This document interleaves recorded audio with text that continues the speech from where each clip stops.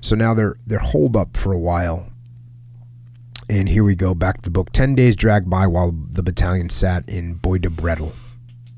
If the days were sometimes dull, they were rarely uneventful.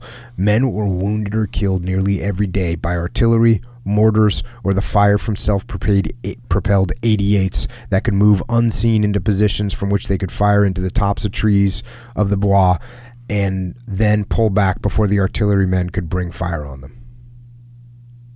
Those casualties were bad enough, but they were to be expected. There was one incident that the battalion commander thought they could have got along very nicely without. Regiment had directed that the battalions erect barbed wire along their whole front, which they did cheerfully. But when a truckload of anti-personnel mines came down, the major looked at them with misgivings. Those things were as dangerous to the people who laid them as they were to the enemy, he thought. So he supervised the mine laying carefully, meticulously noting the location of each mine on a large-scale sketch of the area being mined. The day after all the mines were laid, he heard the flat, muffled roar of a landmine. At once he ran toward the sound. He got there with the aid men to watch with sorrow and anger while they evacuated 3 men from the middle of their own minefield. One of them was dead.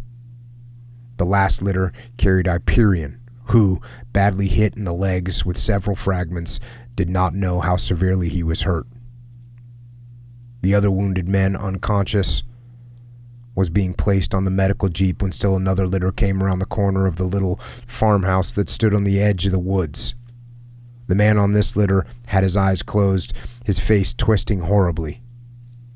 He jerked all over, bringing his legs up so hard the aid men had to hold him down on the litter. The major, looking at the man in wonder, asked, "What's the matter with him?" The aid men were contemptuous.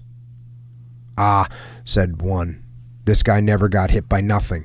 He was in a hole 50 yards from where it happened, but he started screaming and yelling and carrying on something awful. We thought he was hit, but he ain't got a hole in him.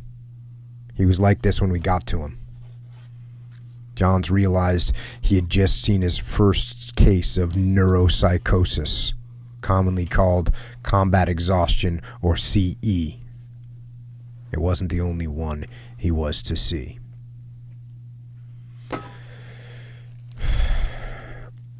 So, you got, I guess is that friendly fire?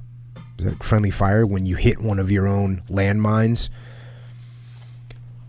Nightmare.